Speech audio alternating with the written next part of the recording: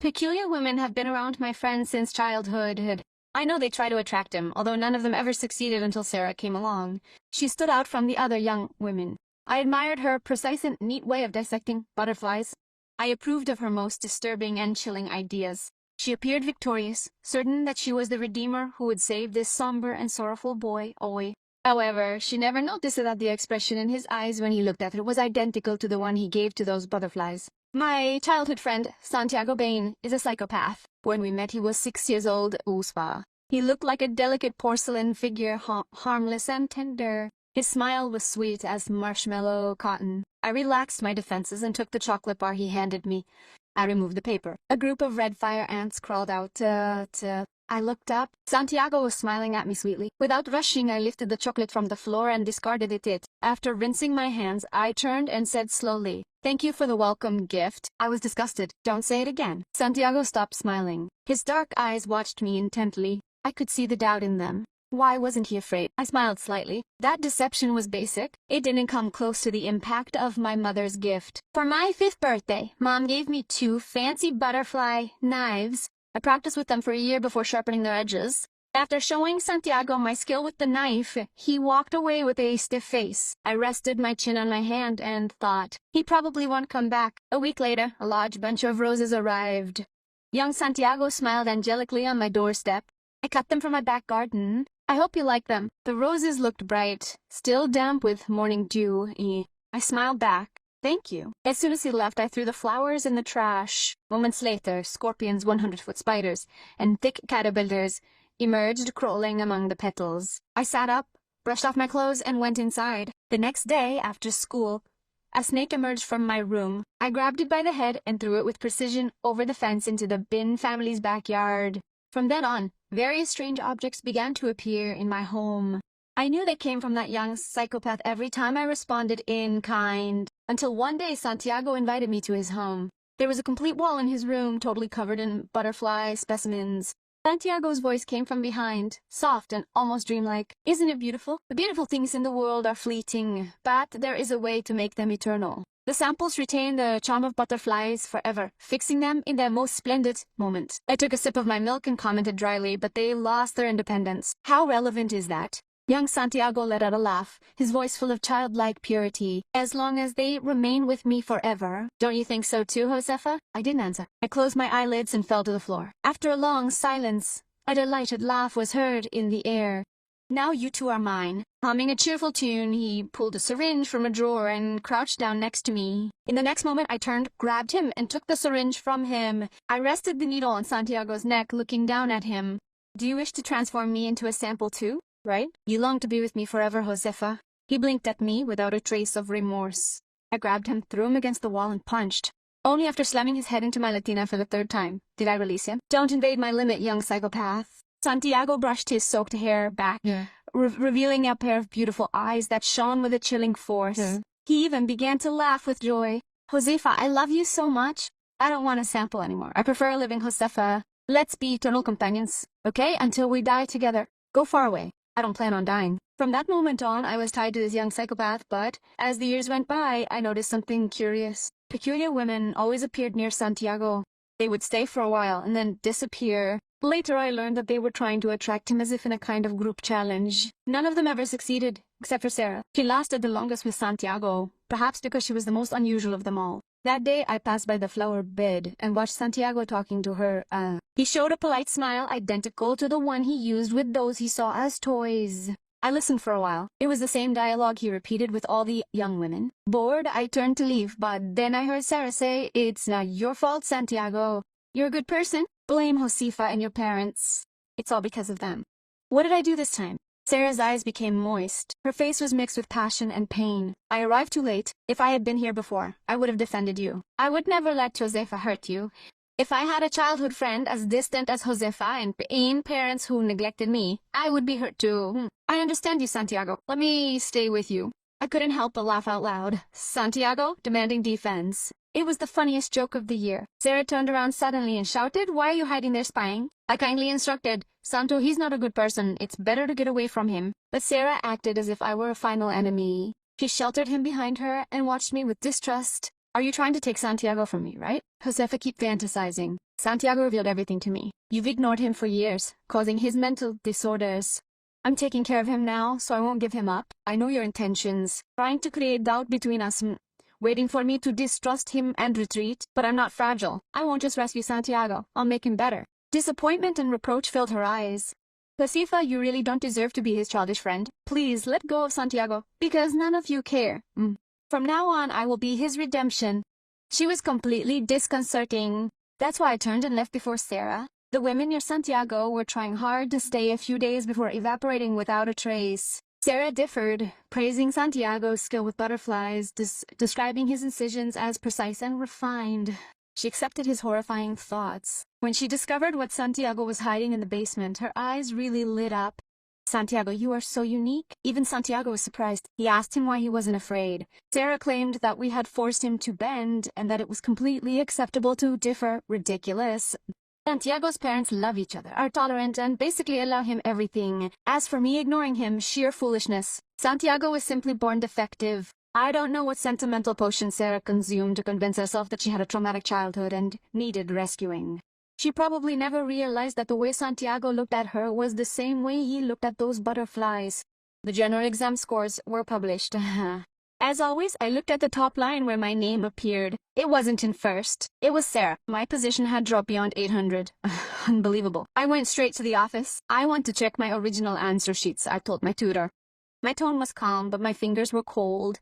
He tried to calm me down as he logged into the system. It's probably a scanning error. Or they added up the points wrong. Your grades are always solid. We'll fix it. The headmaster hovering nearby intervened as if to say so. If we don't fix this, the school will lose its star student. That would be a real shame. But when my sheet was displayed on the screen, the office fell silent. Most of it was blank, only a few lines containing answers. The rest was filled with childish, obsessive scribbling. Yay, Shijigaya. My name was printed neatly in the examinee's box. My handwriting imitated to perfection. My tutor frowned. Josefa, what's going on here? I stared at the screen.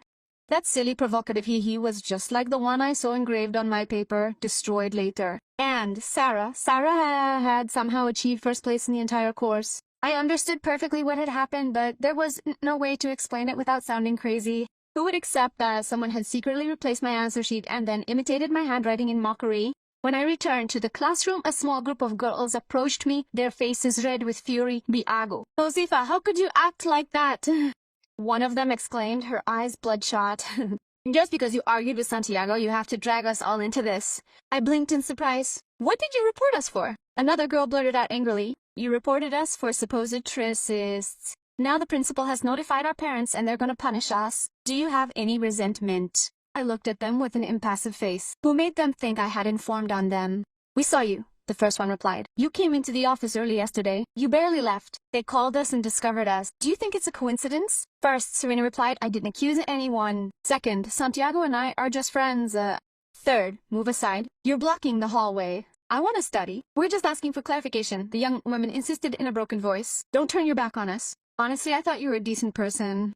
I held you in high esteem. Yes, Josefa, another added. You're truly disconcerting. I felt a severe headache coming on.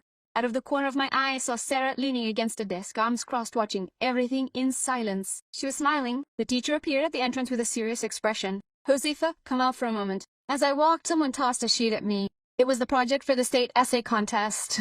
My name was clearly on top, but the text wasn't mine. The entire page was covered in the same disturbing, repeated script. Would you please explain? The teacher asked coldly. You said that your last exam was a mistake and that you weren't up to it. And what is this? You represent the school and you hand in such a thing?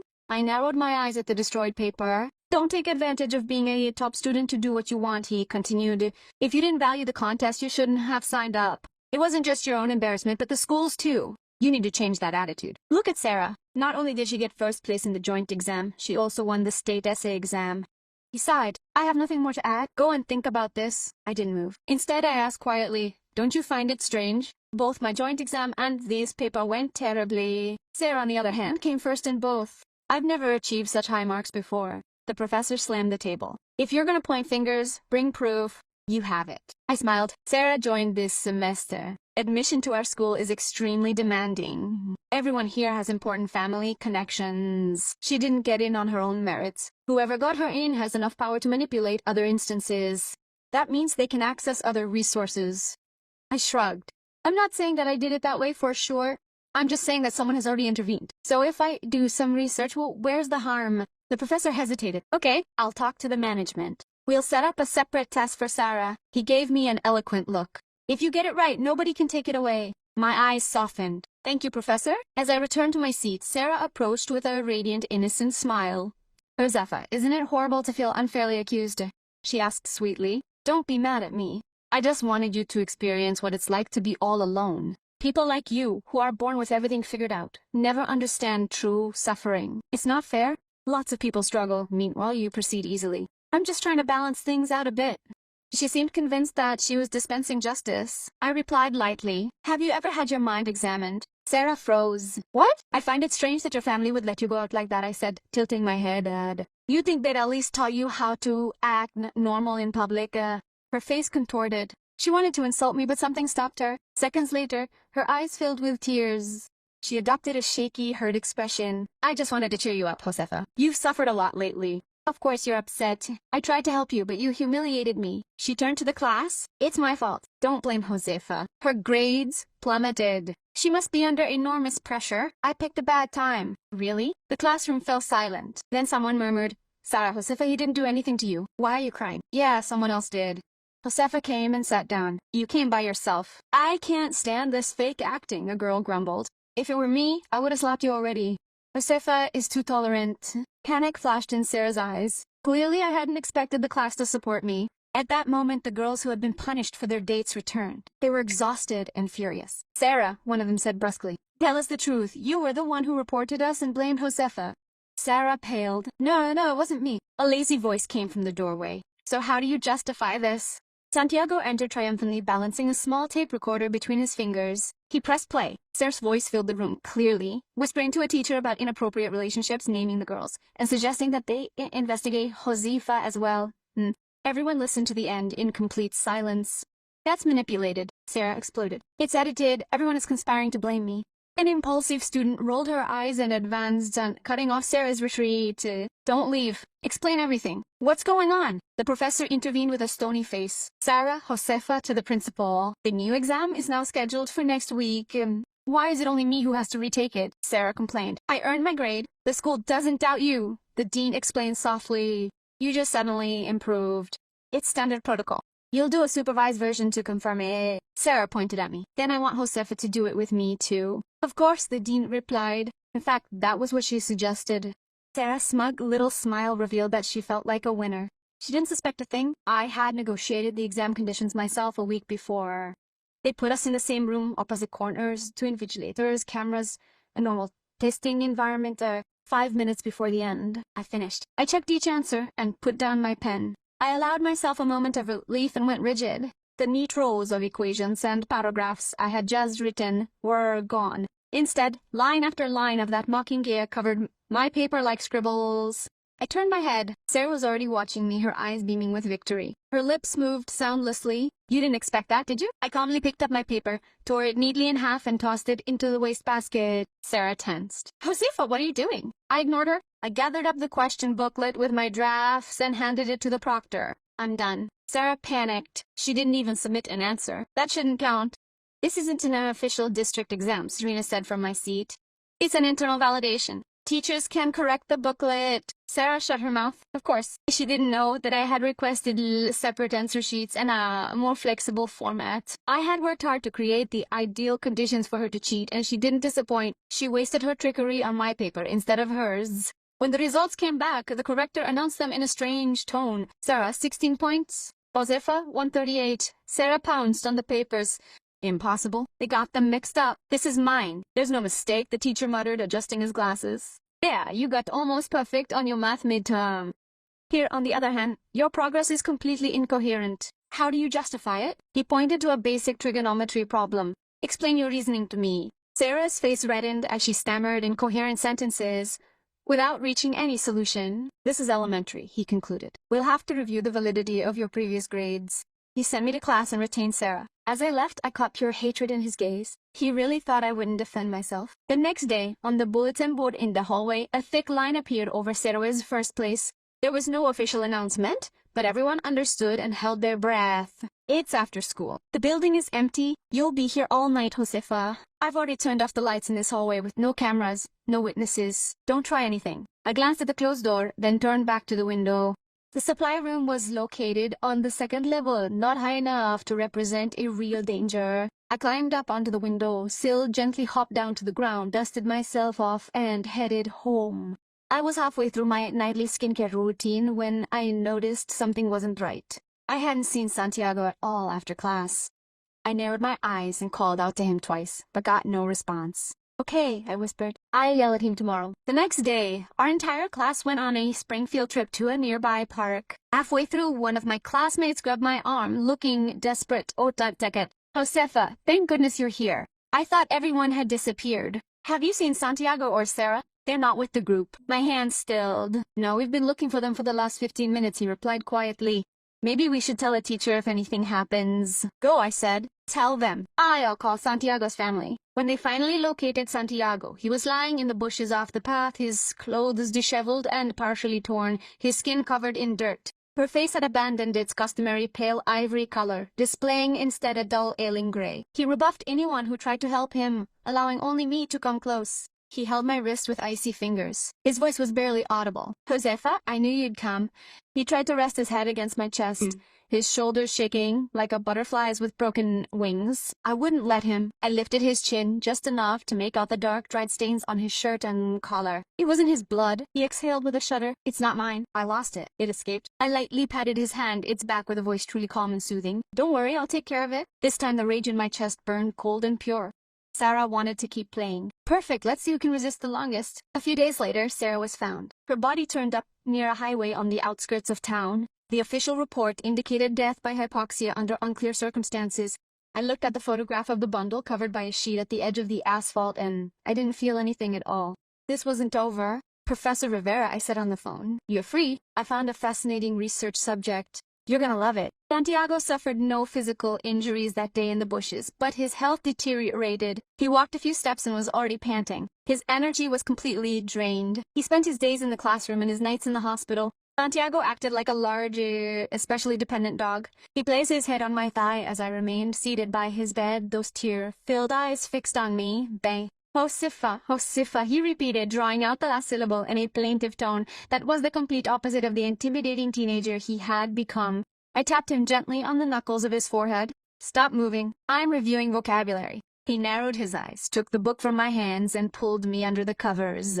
"Enough studying. You're here, so you're mine." He had barely finished the sentence when he flinched, coughed, pressed a hand to his mouth, and looked at me again. His eyelashes were wet. His eyes reflected complaint and suffering. A slight guilt tightened my chest. Okay. I carefully adjusted the blanket. "Go to sleep. If you don't behave, I won't come tomorrow." He looked even more hurt. "How is that comforting?" "It's a threat, Josefa. It works, doesn't it?" he replied, lunging forward and wrapping his arms around my waist with unexpected strength. "You're the best. Please don't abandon me," I growled, trying to free myself. "You're squeezing me too much." I brought him a present for his birthday. A shiny, real black snake. Maybe it was about like-mindedness. The little creature was eerily calm in his hands.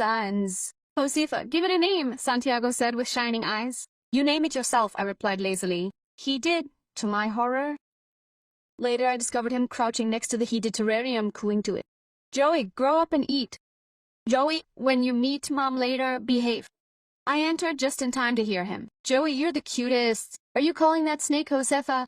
I asked with an expressionless face. Santiago jumped up, then turned slowly with an excessively innocent smile. He was still the same Santiago without brain damage. Unfortunately, the rest of the world, on the other hand, became increasingly strange. One night, a video played silently on my phone. A black sedan emerged from nowhere in the pouring rain, slamming into the empty car in front. Both vehicles were driverless ones, scraping the barrier. They finally came to a stop. "Deformed metal, the same make and model as the one that hit you," I said as I handed the phone to Santiago, both remote-controlled. "Any suspicions?" Santiago pulled out a folder and opened it. "Both cars are registered to my cousin Mateo." Mateo Bain was exactly what he sounded like, a rich kid with arrogance. He had met me years ago at a family event. I had no idea who he was. I decided I fit his type and tried to impress me with an apartment and a car. Santiago dragged him in front of Mateo's father to teach him a lesson. Mateo didn't shy away from it for months, and then he was sent overseas. He had recently returned to the States. Someone like him wouldn't have the nerve to attack you directly, I said. Unless he wants a piece of the family business now. Santiago raised an eyebrow. He never cared about the inheritance. And suddenly, yes, suspicious. My phone vibrated. It was Professor Rivera. I detected it again. He said, his voice shaking with excitement. That energy signature has returned to your city. I exchanged a look with Santiago. We both understood. The entity that had been behind Sarah, the one that had been using girls to harm Santiago for years, was still there. A plan took shape in my mind, slow and precise. Okay, I told the professor. I'll bring him a live sample. A week later, Mateo invited us to a private party. Josefa, are you coming alone? He asked when he saw me enter. Where's my cousin? Busy, I replied, flopping down on a couch. He says he misses you. Anyway, he'd love to see you at the next family dinner. Mateo let out an awkward laugh and changed the subject. The room was full of bored young heirs and socialites. Perfect material for chaos. Someone suggested a game. Draw cards. Like suits made pairs. Pull out a dare card. Complete the challenge. Win the round. Mateo smirked at me, waving his card. Josefa, come on, play. I pulled one out and tossed it on the table. Spades, king. Mateo's face changed slightly as he placed his own, the same one. Ladies first, he said, sliding the deck of dares toward me. I pulled out an online game card. I didn't know how to play that. I lost by the rules. I owed him a car. In the second round, we played pool. I lost again. Mateo's eyes sparkled with something more than mischief as he pushed a glass of amber liquid toward me. How about something more interesting? I dare you to drink this, Josefa. I stared at the glass for a few seconds. Okay? I barely raised it when a hand grabbed my wrist. Santiago snatched the glass from my fingers and downed it in one gulp, wiping a drop from the corner of his mouth. I'll drink for her, he said lazily. Any problems? Mateo's eyes narrowed for a moment before he smiled. None. I pulled Santiago to sit next to me. I didn't tell you to stay home, I whispered. He laced our fingers together, his Adam's apple bobbing as he swallowed. Did you know it was dangerous? How could I let you come alone? I rubbed my temples. Okay, here you are. Don't drink anything else. Too late, he mumbled. My chest hurts. Maybe massage it for me. I pressed my palm against his sternum, feeling his heart beating too fast. After a moment I pulled away. He was still strong enough to ensure I would survive. Round 3, racing. Tell me, I said, but let's make it interesting. Right hand cuffed to the steering wheel. First one across the finish line wins. I motioned to an assistant I had prepared earlier. He brought a special set of metal handcuffs. Mateo barely glanced at them before putting one on. Santiago insisted on riding with me as passenger. On the first lap, I stayed 10 yards ahead. Every time Mateo tried to pass me, I blocked him cleanly. My handcuffed hand never slipped. Last lap. Suddenly, the brake system felt strange. The pedal resisted, then it crashed. My car spun out of control. Santiago's face had turned as pale as paper, sweat glistening on his forehead. That drink hadn't just been whiskey. I gripped the steering wheel tighter. At the last second, our fender scraped Mateo's as he came to a stop exactly at the finish line. I got out. I sauntered over to Mateo's car before he could uncuff himself and yanked open his door. The blade of a knife pressed against his throat. Long time no see, Sarah, I said gently. For a moment, Mateo's irises flickered, something dark and familiar swimming behind them. His lips curved. So you recognize me, he replied, Sarah's voice overlapping his own. It's not like I'm actually going to die. Exactly, I replied, and pressed a hidden button in my pocket. With a sudden expansion, Mateo's pupils widened as his body convulsed in violent spasms. He put his hands to his chest and fell to his knees, his face contorted in intense pain. Josefa, what have you done? He gasped. The handcuffs are custom-made, I commented in a carefree tone. Professor Rivera spent 3 full years analyzing that subtle energy footprint you leave behind. You were extremely reckless in spreading signals everywhere. These are calibrated exclusively for you. He trembled on the pavement, his breathing ragged and shallow. Behind us, the crowd shouted in alarm, but Santiago had already taken care of moving them away. With an indolent smile and an icy gaze, I increased the intensity one more notch. You will try to possess another body one more time, I continued, but this one will be with you until the end. In any case, you will not emerge unscathed. I leaned down to stare into his eyes. This is the agreement. Stabilize Santiago's condition. Reverse what you did to him, and perhaps prevent him from becoming a guinea pig. Otherwise, A-level is in full control. His scream was interrupted by a hoarse choke. You're not going anywhere, I murmured softly. No, this time you either save him, or you collapse right here. It's your choice. Sweat was pouring down his temples. Finally, through gritted teeth he mumbled, I'll fix it. Only then did I remove my finger from the button. After verifying that Santiago's vital signs had normalized, I handed that possessed Mateo over to Professor Rivera. The professor's eyes were sparkling with excitement, more than 1,000 days of collecting information, and finally, the main subject whispered, "Relax, Josefa, I'll keep him well entertained." I didn't doubt it. Santiago remained in the hospital for another week before fully regaining consciousness. Physically, he was recovered, but mentally, he only remembered up to the age of 6, and then a total void. That child version of Santiago didn't like me at all. Now he had the body of a 21-year-old with the mind of a 6-year-old, glaring at me with rage from his hospital bed. "Who are you?" he demanded, clutching the sheet against his torso. I settled down and patiently told him the whole truth. Well, a softer, more adapted version. He listened to the open mouth, clearly wondering whether to believe me or not. To distract him, I brought his real black snake from home.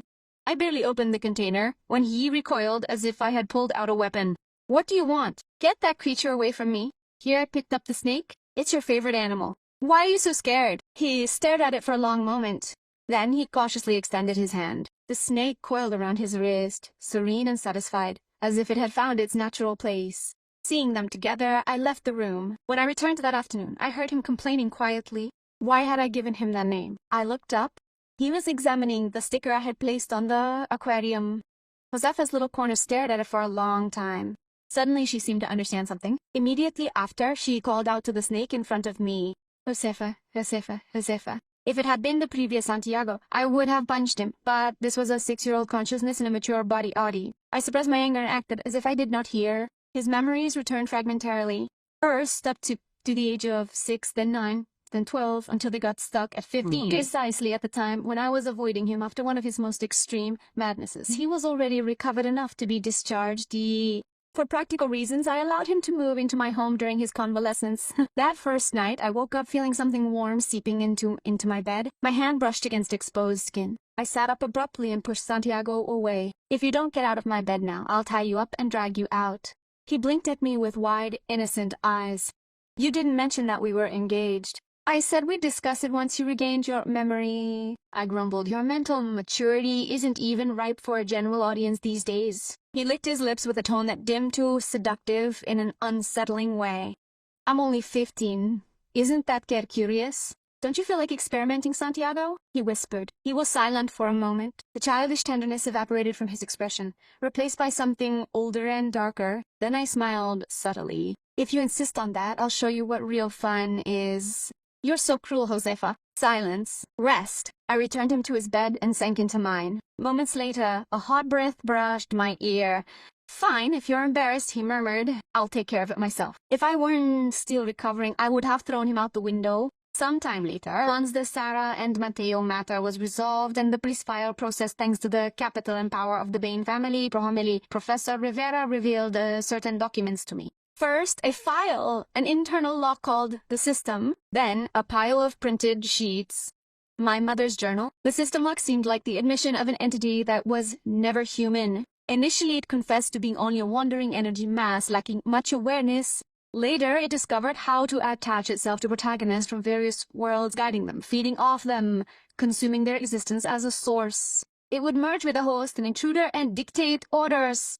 Approach him, bring him down, rescue him in return. It absorbed his fortune, his charisma, his relevance to history. Most of the guests complied. Some resisted, tried to break free, or even annihilate him. None succeeded until they reached this place. His first chosen intruder in this world escaped.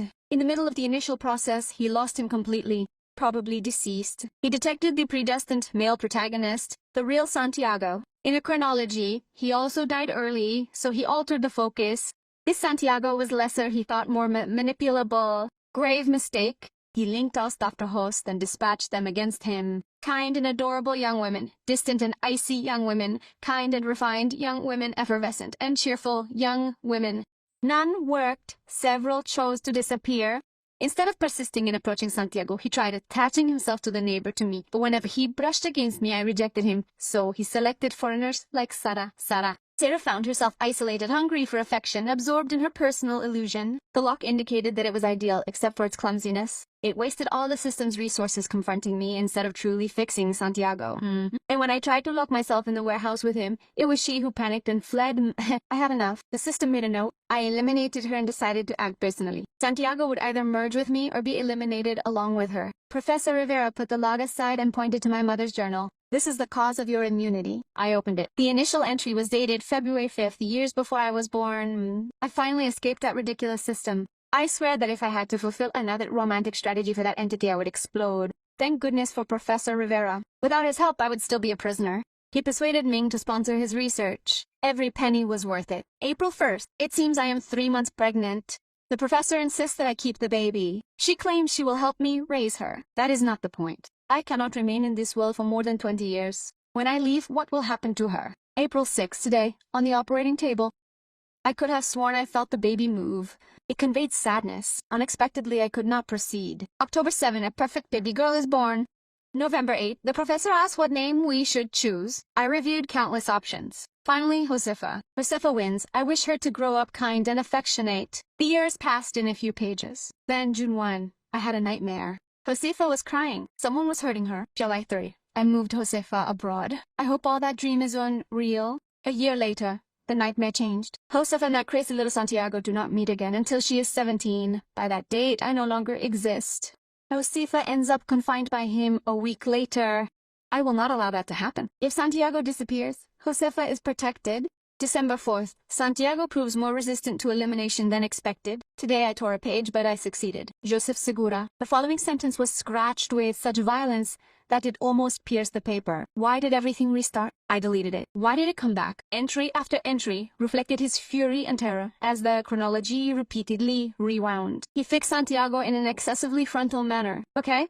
Second round. Third round. This fails. Requires a different strategy. June 5th. I will start with Josefa. If Santiago gets sick, I will instruct my daughter to heal him or eliminate him if necessary. Entries continued on preparation, body strengthening combat practices, follow-up training, tolerance to toxins. Josefa confides in Professor Rivera. He will continue his training. He advances quickly. I obtained 2 butterfly knives for him, a lacerator. Today I found a random snake in the house. Convinced that it belongs to that kid Santiago. The story is already deviating from the initial chronology. Well, I install small cameras on Josefa every time she leaves. She's handling it wonderfully. Santiago tried something different again. They beat him up badly. Santiago deserved it. I visited him in the hospital almost lifeless. Frankly, it was gratifying. Josefa looked angry. Even so, Josefa goes to see him every day. Now that fool Josefa is leaving for college. From now on, everything falls on her. Mom must register her discharge soon. Josefa, if you ever read this, I love you. Live your life. I calmly closed the diary. Outside the window, the city lights blurred in long strokes as if neon had been spilled across the sky. My mother had escaped from the same regime that wanted to transform Santiago into an exemplar. She had resisted that regime. She had perished once, restarted the entire world repeatedly. Then he realized that direct violence wouldn't work, so he changed his strategy. He instilled in me the qualities of someone the regime couldn't reach. He believed Santiago was his predestined male hero. He thought I was just a distant childhood friend who destroyed him, He never imagined I could be the blade my mother had honed for 15 years and abandoned. Currently, somewhere in Professor Rivera's hidden laboratory, the regime remained confined to an isolation module, its power tied to electric bracelets and test nets. Santiago lay stretched out on my couch, a dark snake coiled around his forearm, his pupils tracking me as if I were the only valuable thing in the room. Josefa called out to him lazily. Come closer. I approached. What's happening now? He hooked a finger into my clothing. He was thinking. Don't try it, I warned him. He stopped. You didn't even hear him. It's always bad with you. He smiled, and for an instant I perceived the 6-year-old porcelain girl and the crazy youth coinciding perfectly. Josefa said, let's stay like this forever. I encircled her wall of butterflies, pinned together their wings, petrified in the most beautiful moment of their brief existences. Okay, I replied, but I'm not an example. Her palm closed firmly on my forearm, warm and fully alive. Of course not, Santiago whispered. You're the only one I would never make you fix. Didn't I confess to her that if I ever tried, I would already know precisely how to shatter glass?